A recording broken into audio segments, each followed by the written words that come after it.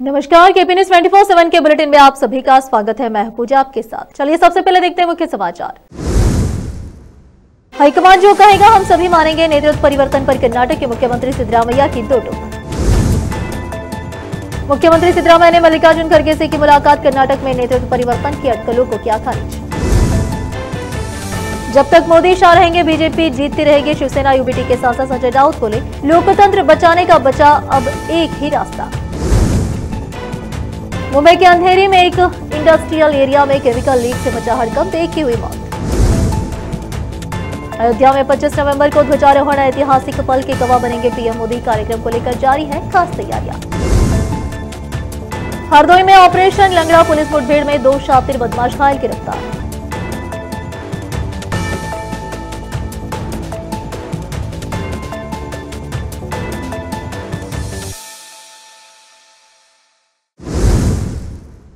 अब समाचार विस्तार से। शनिवार को बीदर के रंग मंदिर में वचनामृत कन्नड़ संघ बीदर की ओर से वचन साहित्योत्सव का उद्घाटन समारोह आयोजित किया गया। प्रवीण म्यूजिक अकादमी के बच्चों की ओर से राष्ट्र गाना गाया गया। दिव्य उपस्थिति पूज्य श्री एमजीसी डॉक्टर बसवलिंगम पट्टादेवरू प्रेसिडेंट, अनुभव मंडप बसव कल्याण की रही। श्री बसवराज सदर retired director, all India radio Bengaluru ने स्वागत भाषण किया। इस कार्यक्रम का उद्घाटन अतिथियों द्वारा दीप जलाकर किया गया।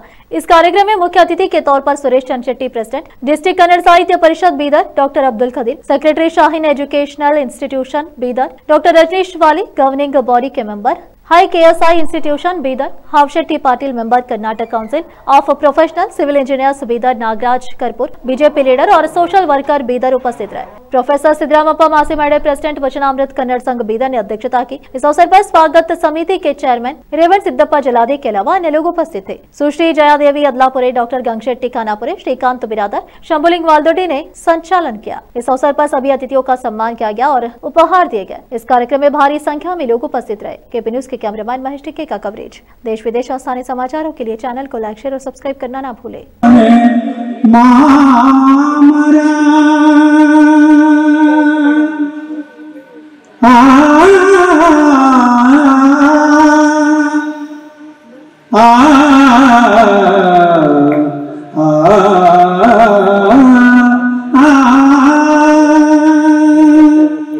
ಬಸವನೆ ಮಾಮರ ಶರಣರ ಸಿರಿಬಳ್ಳಿ, ವಚನಾಮೃತ ಫಲ ಅನುಭವದಲ್ಲಿ ಎಲ್ಲಿ ನೋಡಿದರಲ್ಲಿ ಹರಡಿತು ಆ ಬಳ್ಳಿ, ಎಲ್ಲಿ ನೋಡಿದರಲ್ಲಿ ಹರಡಿತು ಆ ಬಳ್ಳಿ. ಒಂದಾಗಿ ಬಸವನ ಕಲ್ಯಾಣದಲ್ಲಿ ಬಸವನೇ ಮಾಮರ, ಮೊಳಗೆಯ ಮಾದೇವಿ ಶರಣರ 23ರಂದು ಅಂದರೆ 2 ವರ್ಷಗಳ ಕೆಳಗಡೆ ಬೀದರ್ ನಗರದ ಗುಂಬಡಿ ಕಾಲೇಜಿನಲ್ಲಿ ಆದರಣೀಯ ಕನ್ನಡ ಕಟ್ಟಾಳಗಳು ಸಾಹಿತಿಗಳಾಗಿರ್ತಕ್ಕಂಥ ಸಿದ್ದರಾಮಪ್ಪ ಮಾಸಿಮಡೆ ಅವರ ಅನಿಸಿಕೆಯಂತೆ, ಅವರ ಇಚ್ಛೆಯಂತೆ ಈ ಸಂಘ ಹುಟ್ಕೊಂಡಿತ್ತು. ಅದಾದ ನಂತರ ಪ್ರತಿ ತಿಂಗಳು ತಮಗೆಲ್ಲ ಗೊತ್ತಿದ್ದ ಹಾಗೆ ಅವರು ಕನ್ನಡ ಸಾಹಿತ್ಯ ಪರಿಷತ್ತಿನ ಅಧ್ಯಕ್ಷರಿದ್ದಂಥ ಸಂದರ್ಭದಲ್ಲಿ ಅವರು ಪ್ರತಿಭಾ ಪರಿಚಯ ಅಂತಕ್ಕಂಥ ವಿಶಿಷ್ಟ ಕಾರ್ಯಕ್ರಮ ಅವರು ಪರಿಚಯ ಮಾಡಿಕೊಂಡ್ರು. ಪ್ರತಿಭಾ ಪರಿಚಯ ಮೂಲಕ ನಮ್ಮಲ್ಲಿರ್ತಕ್ಕಂಥ ಪ್ರತಿಭೆಗಳನ್ನು, ಸಾಹಿತ್ಯಗಳನ್ನು, ಕವಿಗಳನ್ನು ಹೊರಹಾಕ್ತಕ್ಕಂಥ ಒಂದು ವಿಶೇಷ ಪ್ರಯತ್ನ ಮಾಡಿದ್ರು. ಸೊ ಅದರ ಹಿನ್ನೆಲೆಯಲ್ಲಿ ವಚನಾಮೃತ ಕನ್ನಡ ಸಂಘದ ಮೂಲಕ ಅನೇಕ ಶರಣರ ಪರಿಚಯ ಜೊತೆಗೆ ಅವರ ಜೀವನದ ಒಂದು ಅತ್ಯುನ್ನತ ವಿಚಾರಗಳನ್ನು ಈ ಸಮಾಜಕ್ಕೆ ಕೊಡಬೇಕಂತ ಸಂಘಟ ವಿಶೇಷವಾಗಿ ಶರಣ ಸಾಹಿತ್ಯದಲ್ಲಿ, ವಚನ ಸಾಹಿತ್ಯದಲ್ಲಿ, ಇವತ್ತ ಬರವಣಿಗೆಯಲ್ಲಿ ಅತ್ಯಂತ ಒಂದು ಎತ್ತರ ಮಟ್ಟದಲ್ಲಿರುವಂಥ ನಮ್ಮ ಬಸವರಾಜ್ ಸಾದರ್ ಸರ್ ಅವರಿಗೆ ಶರಣಾರ್ಥಿಯನ್ನು ಹೇಳ್ತಾ, बड़ा अच्छा टॉपिक है वचन साहित्य सवाल। देखिए, मैं कन्नड़ पूरा नहीं समझ सका। आप बड़ी कीमती बातें यकीनन किए होंगे। मैं ऐसे प्रोग्राम्स में लास्ट सम 15-20 ईयर्स से अटेंड करता हूँ। बहुत कुछ समझने सीखने का मौका मिला है। मैं 2 दिन पहले भी गांधीगंज के मंदिर में जिक्र किया था कि ये जो वचन साहित्य है वो अपनी प्रैक्टिकल लाइफ में लाने के लिए कुछ सही काम होना चाहिए।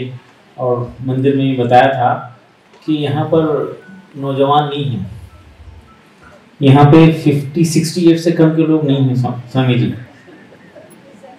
नहीं, वो तो बच्चों को लाया गया है। अगर मुझे बोलते तो शायद ये प्रॉब्लम नहीं होता था, हाल भर जाता था। लाया गया है शौक के साथ।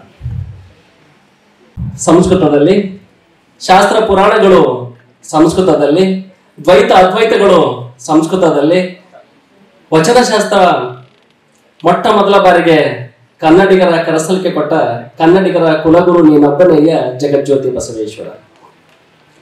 ಬಂಧುಗಳೇ, ವಚನ ಸಾಹಿತ್ಯ ಈ ಜಗತ್ತಿನ ಶ್ರೇಷ್ಠ ಸಾಹಿತ್ಯ.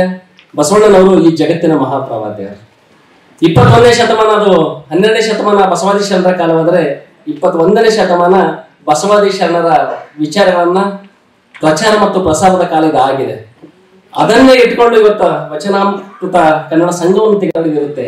ಆದರೆ ಈ ವಚನಾಮೃತ ಕನ್ನಡ ಸಂಘವನ್ನು ತೆಗೆದುಕೊಂಡು ಹೇಳಿದಾಗ ಅನೇಕ ಅಲಕ್ಷಿತ ಶರಣರ ಕುರಿತು, ಅದು ಬಹಳ ವಿಶೇಷವಾಗಿ ನಮ್ಮೆಲ್ಲ ಮಹಿಳೆಯ ಶರಣೆಯರ ಕುರಿತು ಪ್ರತಿ ಸಲನೂ ತಿಂಗಳಿಗೆ ಒಂದ್ಸಲ ನಾವು ಅಲ್ಲಿ ಉಪನ್ಯಾಸ ನೋಡುವಂತ ಒಂದು ಕಾರ್ಯಕ್ರಮ ನೋಡ್ತಾ ಇದ್ದೀವಿ.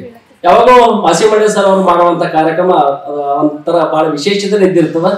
ನಾವು ಸ್ವಲ್ಪ ಎಲ್ಲ ಹಲ್ಗಿ ಬಾಜೆ ಅವು ಮಾಡ್ತಿರೋ ಧೂಮ್ ಧಾಮ್ ಮಾಡ್ಕೊಂಡು ನಾವು ಓಡಾಡ್ತೀವಿ. ಅವರು ಯಾವಾಗೋ ಅರ್ಥಪೂರ್ಣ ಕಾರ್ಯಕ್ರಮ ಆಯೋಜನೆ ಮಾಡುವಂತ ಕೆಲಸಕ್ಕೆ ಅವ್ರು ಎಂದು ಮುಂದಾಗ್ತಾರೆ. ಅವ್ರಿಗೆ ನಮ್ಗೆ ವ್ಯತ್ಯಾಸ ಇರೋದು ಅಷ್ಟೇನೆ. ಆದ್ರೆ ಮಾಡುವಂತ ಕೆಲಸ ಅದೇ ಆಗ್ಬೇಕಾಗಿದೆ. ಯಾಕಂದ್ರೆ ತಳಮಟ್ಟದಿಂದ ಕನ್ನಡವನ್ನ ಕಟ್ಟಬೇಕಾಗಿದೆ, ತಳಮಟ್ಟದ ವಿಚಾರ ಜನಮನಕ್ಕೆ ಮುಟ್ಟಿಸ್ಬೇಕಾಗಿದೆ. ಆ ನಿಟ್ಟಿನಲ್ಲಿ ಮಾಡುವಂತ ಕೆಲಸಕ್ಕೆ ನಾನು ತಮ್ಮೆಲ್ಲರ ಪರವಾಗಿ ನಾನು ಮಾಸಿಮಂಡೆ ಸರ್ಗೆ ಒಂದ್ಸಲ ಚಪ್ಪಾಳೆ ಮೂಲಕ ನಾವೆಲ್ಲರೂ ಅಭಿನಂದನೆಯನ್ನ ಸಲ್ಲಿಸೋಣ. ನಾನು ಒಂದು ವಾಸ್ತವದ ಒಂದು ಮಾತನ್ನು ಹೇಳಿ ನನ್ನ ಮಾತನ್ನು ಮುಗಿಸ್ತೇನೆ. ನಮ್ಗೆಲ್ಲ ಗೊತ್ತಿದೆ 12ನೇ ಶತಮಾನದಲ್ಲಿ ಸಂಸ್ಕೃತದ ಪ್ರಭಾವ ಬಾಳಿರುವಂತಹ ಒಂದು ಸಂದರ್ಭದಲ್ಲಿ ಈ ವಚನಾಮೃತ ಕನ್ನಡ ಸಂಘ ಆಯೋಜಿಸಿರುವ 2025ನೇ ವರ್ಷದ ವಚನ ಸಾಹಿತ್ಯೋತ್ಸವದ ದಿವ್ಯ ಸಾನ್ನಿಧ್ಯವನ್ನು ವಹಿಸಿರುವ ಪೂಜ್ಯರ ಪಾದಗಳಿಗೆ ಮೊದಲು ಪ್ರಣಾಮಗಳು. ವೇದಿಕೆಯ ಮೇಲಿರುವ ಎಲ್ಲ ಹಿರಿಯರೇ, ಗಣ್ಯರೇ, ಎಲ್ಲರ ಹೆಸರನ್ನು ತಗೊಂಡ್ರೆ ಸಮಯ ಬಹಳ ಹೋಗುತ್ತೆ. ಹಾಗೆಯೇ ನಾನು ಇಷ್ಟು ಶಾಂತ ರೀತಿಯಲ್ಲಿ ಕುಳಿತ ಸಭೆಯನ್ನು ಇತ್ತೀಚಿನ ವರ್ಷಗಳಲ್ಲಿ ನೋಡಿರಲೇ ಇಲ್ಲ ನಿಜವಾಗಿ. ಸೊ ಬೀದರ್ ಅಂದರೆ ಶರಣರು ಕಲಿಸಿದ ಪಾಠ ಇದು. ಶಾಂತತೆಯಿಂದ ಅರಿವನ್ನು ನಾವು ಆಸ್ವಾದಿಸುವುದು ಅನ್ನೋ ಅರ್ಥದಲ್ಲಿ ಇಂಥದಕ್ಕೆ ಸಾಕ್ಷಿಯಾದ ನಿಮ್ಮೆಲ್ಲರಿಗೂ ಮೊದಲು ನಿಜವಾದ ಅರ್ಥದಲ್ಲಿ ಶರಣಗಳು ನಿಮ್ಮೆಲ್ಲ ಉದ್ಘೋಷಣೆ ಮಾಡ್ತಾ ಸಹೋದರಿ ಹೇಳಿದ್ರು ಬಹಳ ದೂರದಿಂದ ಬಂದಾರೆ ಅಂತ ಹೇಳಿ. ವರ್ತಮಾನ ಮಧ್ಯಭಾಗದಲ್ಲಿ ಮೈಮುರಿದ ಎದ್ದ ಲಿಂಗಾಯತ ಆಂದೋಲನ ಕನ್ನಡ ಸಮಾಜಕ್ಕೆ ಹೊಸ ತೀರು ಕೊಟ್ಟಿತ್ತು. ಆಚಾರ ವಿಚಾರ, ಭಾಷೆ, ಸಾಹಿತ್ಯ ಮುಂತಾದ ಹಲವು ಕ್ಷೇತ್ರಗಳಲ್ಲಿ ಹೊಸತನ್ನು ತುಂಬಿತ್ತು. ಬಸವಣ್ಣ, ಚನ್ನ ಬಸವಣ್ಣ, ಪ್ರಭುದೇವರು, ಕನ್ನರಿ ಬೊಮ್ಮಯ್ಯ, ಅಕ್ಕ ಮಹಾದೇವಿ, ಸಿದ್ದರಾಮ, ಮಡಿವಾಳ ಮಾಚಿದೇವರು ಸುಪ್ರಸಿದ್ಧ ವಚನಕಾರರು ತಮಗೆಲ್ಲ ಗೊತ್ತಿದೆ. ಈ ಕಾಲದ ವಚನ ಸಂಖ್ಯೆ ಹಲವು ಸಾವಿರ, ಹಲವು ಲಕ್ಷ ಕೋಟಿ ಎಂಬ ಹೇಳಿಕೆಗಳಿವೆ. कर्नाटक के मुख्यमंत्री की कुर्सी को लेकर खींचातान जारी है। सियासी घमासान के बीच मुख्यमंत्री सिद्धरामैया ने शनिवार को कहा कि हाईकमान जो भी फैसला लेगा मैं उसे मानूंगा। जब सिद्धरामैया से पूछा गया कि हाईकमान कब फैसला लेगा तो उन्होंने कहा जल्द ही फैसला लिया जाएगा। शनिवार शाम सीएम सिद्धरामैया कांग्रेस अध्यक्ष मल्लिकार्जुन खड़गे से मिलने उनके बेंगलुरु आवास पर पहुंचे थे। कांग्रेस अध्यक्ष से मुलाकात के बाद सिद्धरामैया ने मीडिया से बात करते हुए कहा कि हमने पार्टी, संगठन, स्थानीय निकाय चुनाव और जिला पंचायत, तालुका पंचायत चुनाव के बारे में बात की। कैबिनेट के बारे में कोई चर्चा नहीं हुई। लीडरशिप में बदलाव सिर्फ अंदाजा है या मीडिया की बनाई हुई बात है। विधायकों को जाने दो, लेकिन आखिर में हाईकमान जो भी कहेगा हम सभी को मानना होगा, चाहे मैं हूं या डीके शिवकुमार, सभी को मानना होगा। सत्तारूढ़ कांग्रेस में चल रही सत्ता के खींचातान के बीच कर्नाटक के मुख्यमंत्री सिद्धरामैया ने पार्टी अध्यक्ष मल्लिकार्जुन खड़गे से उनके आवास पर मुलाकात की और राज्य में नेतृत्व परिवर्तन की अटकलों को खारिज कर दिया। मुख्यमंत्री ने शुक्रवार शाम नई दिल्ली से लौटे खड़गे के साथ अपनी मुलाकात को शिष्टाचार भेंट बताया। अपने डिप्टी और कर्नाटक कांग्रेस प्रमुख डीके शिवकुमार के साथ सत्ता संघर्ष में उलझे सिद्धरामैया ने शुक्रवार को जोर देकर कहा कि वह पद पर बने रहेंगे और भविष्य में राज्य का बजट भी पेश करेंगे। जवाब में शिवकुमार ने उन्हें शुभकामनाएं दी। शनिवार को खड़गे से मुलाकात के बाद पत्रकारों को संबोधित करते हुए सिद्धरामैया ने कहा कि शिष्टाचार भेंट के अलावा हमने संगठन और बेंगलुरु नगर निगम चुनाव सहित आगामी स्थानीय निकाय चुनाव पर चर्चा की। केंद्रीय मंत्री एच डी कुमारस्वामी ने शनिवार को कर्नाटक में आसन्न और विस्फोटक राजनीतिक घटनाक्रम की भविष्यवाणी करते हुए कहा कि यह राज्य के सत्तारूढ़ प्रतिष्ठान के लिए अशांति का दौर होगा। उनकी यह टिप्पणी सत्तारूढ़ कांग्रेस में मुख्यमंत्री सिद्धरामैया और उप मुख्यमंत्री डीके शिवकुमार के बीच चल रही सत्ता के खींचातान के बीच आई है। बेंगलुरु में जेडीएस रजत जयंती समारोह में बोलते हुए कुमारस्वामी ने कांग्रेस सरकार पर हमला बोला और उस पर वित्तीय कुप्रबंधन गारंटी के तहत भ्रष्टाचार और राजनीतिक छल का आरोप लगाया। उन्होंने कहा कि राज्य में ऐसी स्थिति पैदा हो गई है कि यह कहना असंभव है कि राजनीति में कौन क्या निर्णय लेगा। राज्य की राजनीति में अप्रत्याशित और विस्फोटक घटनाक्रम घटित होंगे। कुमारस्वामी ने कहा कि कांग्रेस सरकार आंतरिक उथल पुथल में है तथा चेतावनी दी कि तीव्र अप्रत्याशित राजनीतिक घटनाक्रम कुछ ही महीनों में कर्नाटक में राजनीतिक क्रांति का कारण बन सकते हैं। शिवसेना यूबीटी के सांसद और सामना के कार्यकारी संपादक संजय राउत ने बिहार में एनडीए की सुनामी को बेईमानी की जीत और ज्ञानेश कुमार का जनादेश पता है। अपनी कलम की धारा पैनी करते हुए राउत ने बीजेपी के साथ चुनाव आयोग को भी टारगेट किया। उद्धव ठाकरे के करीबी नेता ने अपने संपादकीय में लोकतंत्र बचाने का नया फॉर्मूला भी बताया। बिहार नतीजों का पोस्टमार्टम करते हुए राउत ने एक तीर से कई निशाने साधते हुए क्या कुछ कहा, आप खुद उनकी लेखनी की रोशनी में पढ़ लीजिए। नीतीश कुमार नामक पलटू राम 10वीं बार मुख्यमंत्री पद की शपथ ली। राम मनोहर लोहिया और जॉर्ज फर्नांडिस से शुरू हुए सफर को उन्होंने मोदी के चरणों में रोक दिया। कन्हैया कुमार ने एक वाक्य में बिहार के नतीजों का विश्लेषण किया है। वे कहते हैं यह बिहार का जनादेश नहीं है, ज्ञानेश कुमार का जनादेश है। बिहार में कोई खुश नहीं है, गरीबों की आवाज कोई नहीं सुन रहा, मजदूर परेशान है, मेहनत कश नौकरी पेशा वर्ग मध्यम वर्ग सभी बिहार की व्यवस्था से नाराज है। तो इस सरकार को वोट दिया किसने? और फिलहाल लेते एक छोटा सा ब्रेक।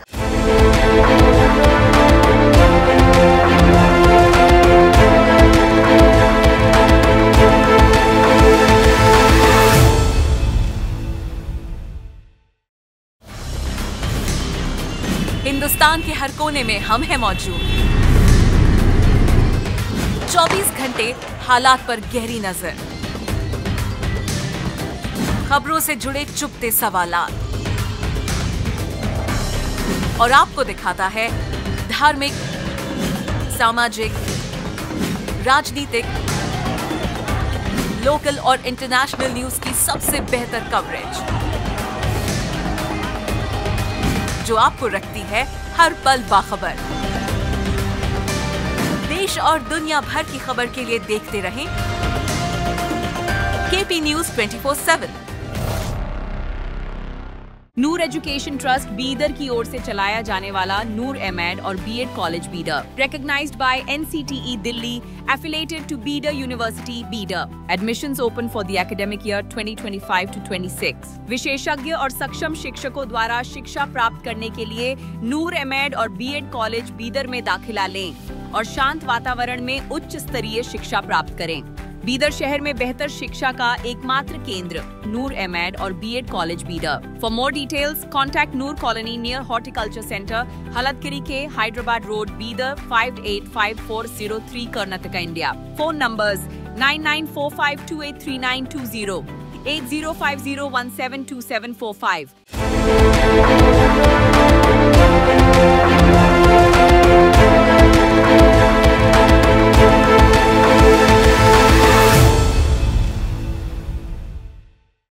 ब्रेक के बाद आप सभी का स्वागत है। आइए देखते देश के अन्य समाचार। मुंबई के अंधेरी में एक इंडस्ट्रियल एरिया में केमिकल लीक होने से 20 साल के एक शख्स की मौत हो गई, जबकि एक किशोर समेत 2 अन्य को अस्पताल में भर्ती कराया गया है। पुलिस अधिकारी ने बताया कि यह घटना Maharashtra industrial development corporation MIDC area के भांगरवाड़ी में 2 मंजिला बिल्डिंग के अंदर शाम 4:55 पर हुई। एक अधिकारी ने कहा कि लीक हुए केमिकल के सोडियम सल्फाइड होने का शक है और मुंबई पुलिस की एक फॉरेंसिक टीम ने मौके से सैंपल इकट्ठा किए। मौके के पास मौजूद 3 लोगों में बीमारी के लक्षण दिखे, जिन्होंने शायद केमिकल से निकले जहरीले धुएं को सांस के जरिए अंदर लिया था। अधिकारी ने बताया कि फायर ब्रिगेड की एक टीम जो सबसे पहले मौके पर पहुंची, तीनों को पास के होली स्पिरिट हॉस्पिटल ले गई, जहां अहमद हुसैन 20 वर्षीय को भर्ती करने से पहले ही मृत घोषित कर दिया गया। बाकी दो नौशाद अंसारी 28 वर्षीय और सवा शेख 17 वर्षीय को गहन चिकित्सा इकाई ICU में भर्ती कराया गया है और उनके हालात गंभीर है। संगाड़ी जिले झर्रा संगम में हुई एक दर्दनाक घटना ने मकामी लोगों को सदमे में डाल दिया है। यहाँ पर बच्चे की तबीयत खराब होने के बाद उसकी मौत पर गम से परेशान और इस गम को बर्दाश्त न कर पाने वाली मां ने फांसी लगाकर आत्महत्या कर ली। संगाड़ी जिले के झर्रा संगम मंडल के एलगोई गांव की रहने वाली लावण्या वेंकट की 4 साल की बेटी आयशु बुखार से परेशान थी और हैदराबाद के नीलोफर हॉस्पिटल में इलाज के दौरान सुबह उसका निधन हो गया। इस पर गम से निढाल मां लावण्या 24 वर्षीय ने शाम को एलगोई गांव में अपने घर में फांसी लगाकर आत्महत्या कर ली। इसकी सूचना मिलने पर झर्रा संगम पुलिस घटनास्थल पर पहुंचकर केस दर्ज करते हुए जांच शुरू कर दी है। सईराबाद से मोहम्मद नेमतुल्लाह की रिपोर्ट। देश विदेश और स्थानीय समाचारों के लिए चैनल को लाइक, शेयर और सब्सक्राइब करना ना भूलें।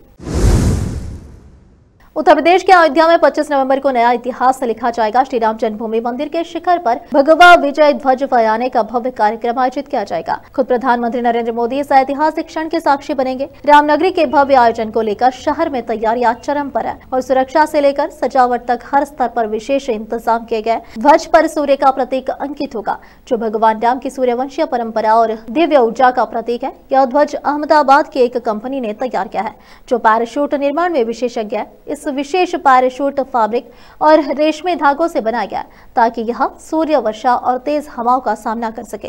अनुष्ठान 108 आचार्यों द्वारा संपन्न होंगे, जो अयोध्या, काशी और दक्षिण भारत से आएंगे। इनका नेतृत्व प्रसिद्ध काशी विद्वान गणेश्वर शास्त्री करेंगे। यह समारोह लगभग 4 घंटे चलेगा। पीएम मोदी के अलावा उत्तर प्रदेश के मुख्यमंत्री योगी आदित्यनाथ और हजारों गणमान्य लोग इसमें शामिल होंगे। प्रधानमंत्री मोदी मंदिर परिसर में 7000 से अधिक मेहमानों को संबोधित करेंगे। मंदिर परिसर में सहायक मंदिरों भगवान महादेव, गणेश, हनुमान, सूर्यदेव, मां भगवती, मां अन्नपूर्णा और शेषावतार को भी भव्य सजावट से संवार दिया गया है। उदगीर नगर परिषद चुनाव 2025 के अंतर्गत इस बार नागरिकों का ध्यान जिस उम्मीदवार की ओर सबसे अधिक आकर्षित हो रहा है, वह मैं महाविकास अघाड़ी कांग्रेस पार्टी के उम्मीदवार डॉक्टर अंजुम फातिमा कादरी, जिनका नाम आज पूरे उदगीर में चर्चा का विषय बना हुआ है। डॉक्टर अंजुम फातिमा कादरी लंबे समय से कांग्रेस पार्टी और महाविकास अघाड़ी के साथ सक्रिय रूप से जुड़ी हुई है और सामाजिक, शैक्षणिक, महिला सशक्तिकरण तथा मानव अधिकार के क्षेत्रों में लगातार कार्य करती आ रही है। उन्होंने महिला आंदोलन, शाहीन बाग आंदोलन और देश भर में चलने वाले कई संवैधानिक आंदोलन में सक्रिय भागीदारी निभाई है। उनकी इसी सक्रियता, संघर्षशील जज्बे और सामाजिक योगदान को देखते हुए कांग्रेस नेतृत्व ने उन पर विश्वास जताते हुए उन्हें उदगीर नगराध्यक्ष पद की उम्मीदवार बना है। महाविकास अघाड़ी कांग्रेस पार्टी की उम्मीदवार डॉक्टर अंजुम फातिमा कादरी प्रचार अभियान शुरू होते ही सबसे पहले शहर के आम नागरिकों के बीच पहुंची। उन्होंने बाजारों, मोहल्लों, बस्तियों, नगर के छोर छोर तक जाकर घर घर मुलाकात की, लोगों की समस्याएं सुनी, उनके सुझाव नोट किए और वादा किया कि अगर जनता उन पर भरोसा कर नगराध्यक्ष का पद सौंपती है तो वह उदगीर शहर का काया पलट कर रख देंगी। वह लगातार लोगों से यह कहती हुई नजर आती है कि यह चुनाव सिर्फ किसी को जिताने का नहीं है, बल्कि उदगीर के भविष्य को बेहतर बनाने का चुनाव है। उन्हें शिक्षित नागरिकों, व्यापारिक संगठनों, महिला समूह, युवा वर्ग, सामाजिक कार्यकर्ताओं और विभिन्न समुदायों से भावनात्मक तथा मजबूत समर्थन मिल रहा है। महाविकास अघाड़ी कांग्रेस पार्टी की उम्मीदवार डॉक्टर अंजुम फातिमा कादरी ने अपने एजेंडे में स्पष्ट किया है। उन्होंने कहा कि शहर के सार्वजनिक अस्पतालों और स्कूलों की स्थिति में सुधार कर उच्च गुणवत्ता वाली सेवाएं उपलब्ध कराई जाएंगी। नगर की गलियों, सड़कों, नालियों और सफाई व्यवस्था को आधुनिक तकनीक के साथ क्रियान्वित किया जाएगा और नगर को साफ, सुरक्षित और आकर्षक बनाया जाएगा। महाविकास अघाड़ी कांग्रेस पार्टी की उम्मीदवार डॉक्टर अंजुम फातिमा कादरी को समर्थन देने के लिए सोशल मीडिया पर भी लगातार अभियान चलाए जा रहे हैं। शहर के युवाओं ने उनके लिए डिजिटल प्रचार अभियान तैयार किया है और कई जगहों पर जनसंपर्क सभाएं भी आयोजित की जा रही है। उदगीर से संवाददाता मौलाना नौशाद कासमी की रिपोर्ट। देश विदेश और स्थानीय समाचारों के लिए चैनल को लाइक, शेयर और सब्सक्राइब करना ना भूलें। अब फिलहाल एक और छोटा सा ब्रेक। हिंदुस्तान के हर कोने में हम हैं मौजूद। 24 घंटे हालात पर गहरी नजर, खबरों से जुड़े चुपते सवालात और आपको दिखाता है धार्मिक, सामाजिक, राजनीतिक, लोकल और इंटरनेशनल न्यूज की सबसे बेहतर कवरेज, जो आपको रखती है हर पल बाखबर। देश और दुनिया भर की खबर के लिए देखते रहें KP News 24/7। ब्रेक के बाद आप सभी का स्वागत है। आइए देखते देश के नए समाचार। उदगीर में नगर परिषद आम चुनाव 2025 के तहत BJP, Rashtravadi Congress party, republican party, RPI के महायुति गठबंधन द्वारा मेयर एवं नगर सेवक पद के उम्मीदवारों का शुभारंभ कार्यक्रम बड़े सम्मान, अनुशासन और आध्यात्मिक वातावरण में संपन्न हुआ। कार्यक्रम का नेतृत्व पूर्व मंत्री एवं विधायक संजय जी बंसोड़े साहब ने किया, जिनके साथ महायुति के प्रमुख नेता, उम्मीदवार, पदाधिकारी और बड़ी संख्या में कार्यकर्ता मौजूद रहे। कार्यक्रम की शुरुआत उदगीर की पहचान और ऐतिहासिक धरोहर उदयगिरी बाबा किले के दर्शन से हुई। यहाँ से सभी उम्मीदवारों ने नगर के विकास, शांति और सफलता के लिए प्रार्थना की तथा उदगीर के ऐतिहासिक विरासत को सम्मान देने का संदेश दिया।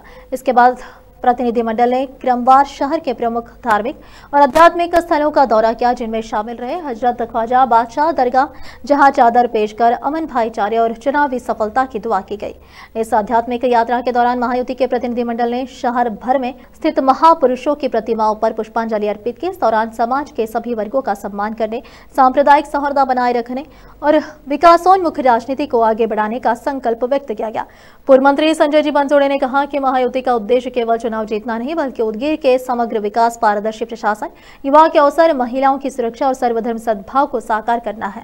कार्यक्रम में महायुति के सभी उम्मीदवारों ने जनता से जन जन तक पहुंचने, घर घर संवाद करने और शहर को नई दिशा देने का संकल्प लिया। इस अवसर पर बड़ी संख्या में समर्थक, कार्यकर्ता, स्थानीय नागरिक तथा मीडिया प्रतिनिधि उपस्थित रहे। पूरे कार्यक्रम में उत्साह, एकजुटता और संगठन की शक्ति का शानदार प्रदर्शन देखने को मिला। उदगीर से संवाददाता मौलाना नौशाद कासमी की रिपोर्ट। देश विदेश और स्थानीय समाचारों के लिए चैनल को लाइक, शेयर और सब्सक्राइब करना ना भूलें।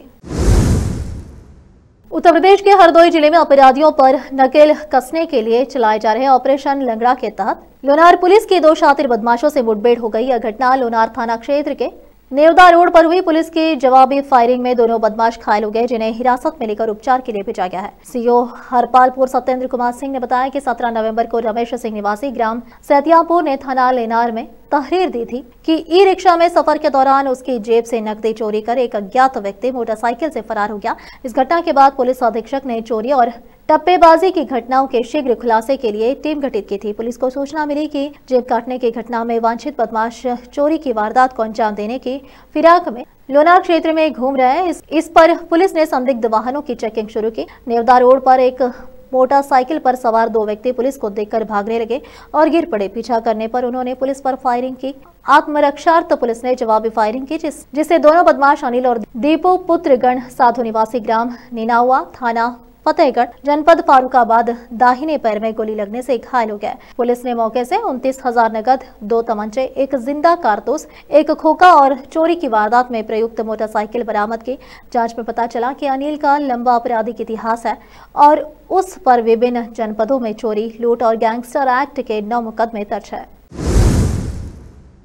दिल्ली में कांग्रेस की राष्ट्रीय प्रवक्ता डॉक्टर शमा मोहम्मद ने राष्ट्रीय स्वयंसेवक संघ आरएसएस प्रमुख मोहन भागवत की हालिया टिप्पणी पर तीखा हमला किया है।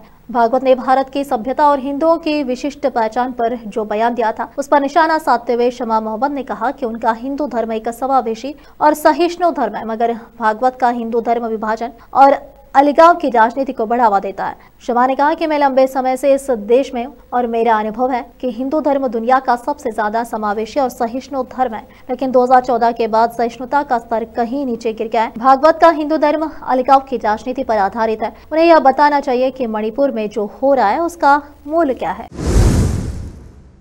आखिर में फिर एक बार देखते हैं मुख्य समाचार। हाईकमान जो कहेगा हम सभी मानेंगे, नेतृत्व परिवर्तन पर कर्नाटक के मुख्यमंत्री सिद्धरामैया की दो टूक। मुख्यमंत्री सिद्धरामैया ने मल्लिकार्जुन खड़गे से की मुलाकात, कर्नाटक में नेतृत्व परिवर्तन की अटकलों को किया खारिज। जब तक मोदी शाह रहेंगे बीजेपी जीतती रहेगी, शिवसेना यूबीटी के सांसद संजय राउत बोले। लोकतंत्र बचाने का बचा अब एक ही रास्ता। मुंबई के अंधेरी में एक इंडस्ट्रियल एरिया में केमिकल लीक से मचा हड़कंप, एक की हुई मौत। अयोध्या में 25 नवंबर को ध्वजारोहण, ऐतिहासिक पल के गवाह बनेंगे पीएम मोदी, कार्यक्रम को लेकर जारी है खास तैयारियां। हरदोई में ऑपरेशन लंगड़ा, पुलिस मुठभेड़ में 2 शातिर बदमाश घायल गिरफ्तार।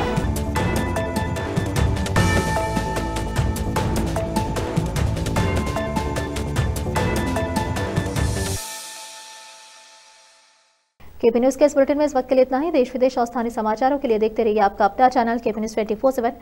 अधिक जानकारी के लिए चैनल को लाइक, शेयर और सब्सक्राइब करना ना भूलें। धन्यवाद।